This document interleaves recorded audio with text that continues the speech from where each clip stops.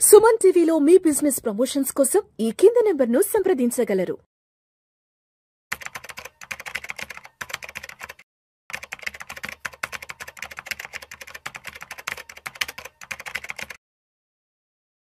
Sir నమస్తే sir Ramachandramurthy గారు. నమస్తే విష్ణు గారు. Welcome to Vishnu talks. Thank you sir Ramachandramurthy గారు, బంగారం వెండి ధరలు దీపావళి తర్వాత నుంచి కాస్తంత శాంతించాయి, చల్లబడ్డాయి.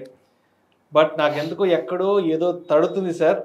మళ్ళా రేపు ఎల్లుండి నుంచి బంగారం వెండి ధరలు ఇక ఆకాశానికి అంటిపోతాయి ఏమో అనిపిస్తుంది. ఎందుకంటే ఎప్పుడైనా సరే ఈ బంగారం వెండి అనేది అంటే ప్రపంచవ్యాప్తంగా ఎక్కడెక్కడ ఎటువంటి అన్సర్టనిటీ ఉంది, ఎటువంటి అనిశ్చిత పరిస్థితులు ఉన్నాయి, ఎక్కడెక్కడ ఎటువంటి నెగిటివ్ న్యూస్ ఉందంటూ కూడా అన్వేషిస్తూ ఉంటాయి. బట్ అంటే నేను ప్రత్యేకంగా ఎందుకు చెప్తున్నానంటే ఇప్పుడే అమెరికాకి సంబంధించి వెనిజులాకి సంబంధించినటువంటి యుద్ధానికి సంబంధించిన వార్తలు మనకి రావడం మొదలైంది. సో యుద్ధం అంటే బంగారం వెండి కాచుకుని కూర్చుంటాయి, ధరలు ఆకాశానికి అంటిపోవడానికి. మరి అక్కడ కనుక మరి యుద్ధ వాతావరణం నెలకొంటే మరి ఈ బంగారం వెండి ధరల పరుగులు ఏ స్థాయిలో ఉండే అవకాశం ఉందంటారు? అవునండి, యాక్చువల్గా అందరం కూడా ఇండియా ప్రజలందరం ఈ వారం ఊపిరి పీల్చుకున్నాం. యాక్చువల్గా సిల్వర్ అసలు 2 లక్షలు దాటిపోద్దేమో అనుకున్నాం. 1,70,000 నుంచి ఇప్పుడు 1,45,50 దగ్గర ఉంది. అలాగే గోల్డ్ 1,30,000 నుంచి ఇప్పుడు 120 దాకా ఉంది. సో యాక్చువల్గా ఏంటంటే 2 days బ్యాక్ కూడా గోల్డ్ తగ్గింది.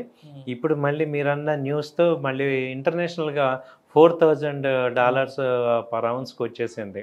అంతకుముందు హై 4,400, మొన్న 3,900కి వచ్చి కొంచెం ఇంకా అక్కడి నుంచి కరెక్షన్ వస్తుందిలే అనుకుంటే ఈ న్యూస్ వల్ల మీరు అన్నట్టు గోల్డ్ సిల్వర్ ఎదురు చూస్తుంటే ఏది అన్సర్టనిటీ ఎక్కడ ఉంది, ఎక్కడ యుద్ధాలు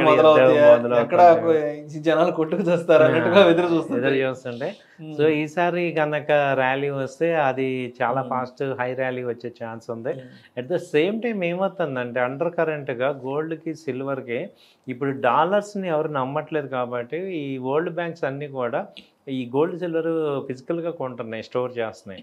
సో దాంతో ఏంటంటే ఇది ర్యాలీ అనేది కంటిన్యూ అవుతుంది. ప్రజెంట్ ఒక ఫేజ్లో ఆగింది కానీ ఇదైతే ర్యాలీ కంటిన్యూ అయ్యే ఛాన్సెసే ఉన్నాయి. ఈవెన్ గోల్డ్ కన్నా సిల్వర్ కూడా ఎక్కువ ర్యాలీ వచ్చే ఛాన్సెస్ ఎక్కువే ఉన్నాయి. ఎందుకంటే సిల్వర్కి ఇప్పుడు చాలా ఇండస్ట్రియల్ యూసేజెస్ చాలా ఉన్నాయి. దాదాపు 10 ఇండస్ట్రీస్ యూజ్ చేస్తున్నాయి సిల్వర్ని. అంతకుముందు ఒక 3-4 ఇండస్ట్రీసే యూజ్ చేసేవి. సో కాబట్టి ఏంటంటే అలాగే సిల్వర్ క్లయింట్స్ కూడా కొత్త క్లయింట్స్ గోల్డ్ కొనలేని వాళ్ళందరూ సిల్వర్కి వస్తున్నారు కాబట్టి రెండు కూడా మంచి ర్యాలీ అయితే ఉంది. సో ఉన్న ర్యాలీలో ఇప్పుడు ఆల్రెడీ పాజ్ అయింది కాబట్టి ఇది కొంచెం ఇక్కడి నుంచి కూడా బెటర్ రేట్లే ఉన్నాయి. అంతకుముందు కంపేర్ చేస్తే ఇంకా పెరిగే ఛాన్సెస్ కనపడుతున్నాయి. టెక్నికల్గా కూడా మనకి అంటే వీక్లీ చార్ట్స్ డౌన్ చూపిస్తున్నాయి కానీ ఫండమెంటల్ న్యూస్ ఉంది కాబట్టి సో లాస్ట్ 1 week నుంచి $4,000 దగ్గర మేజర్ సపోర్ట్ తీసుకుంది. సో ఏమాత్రం బరస్ట్ అయినా కానీ ఇక ఈసారి ఆపలేము. సరే అయితే అంటే మొన్న దీపావళికి ముందంతా కూడా కొనాలా వద్దా, కొనగలమా లేదా అంటూ కూడా కొంత సంశయించారు. సరే దీపావళి తర్వాత నుంచి అవి కూడా చల్లబడ్డాయి. పబ్లిక్ కూడా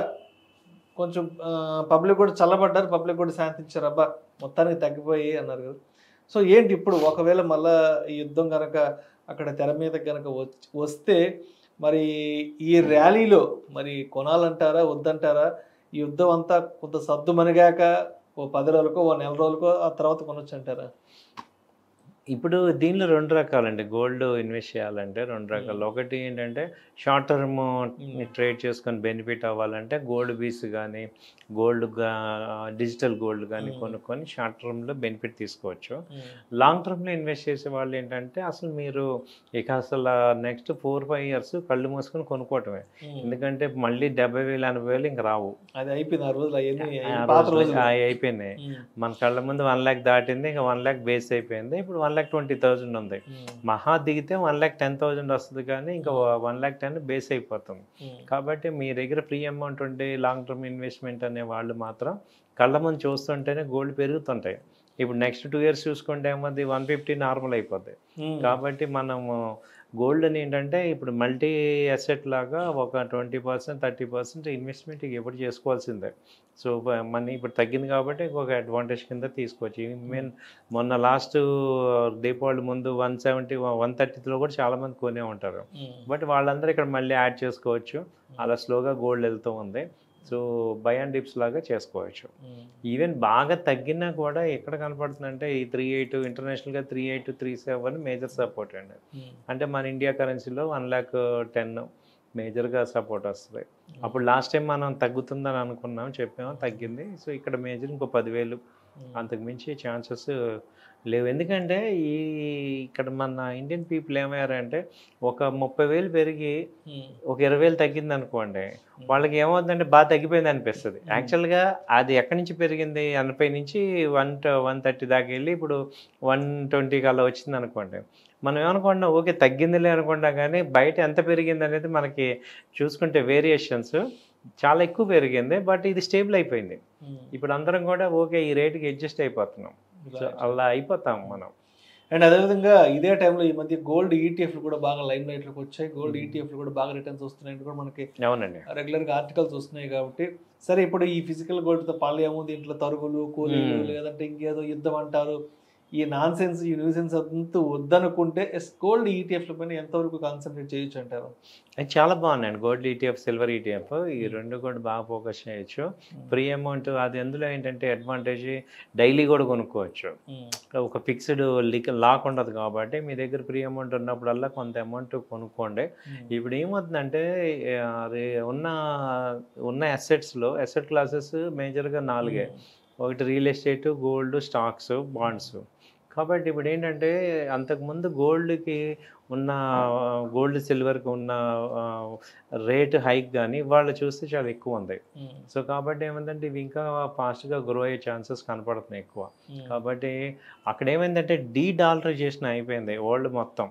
అంటే అదొక క్రూడ్ అంతా కూడా డాలర్స్లో ఉండేది కాబట్టి డాలర్స్ని ఎక్కువ స్టోర్ చేసుకునేవాళ్ళు. ఇవాళ ఏమైంది వరల్డ్ అంతా కూడా బైపోలార్ అయిపోయింది, మల్టీపోలార్ అయిపోయింది.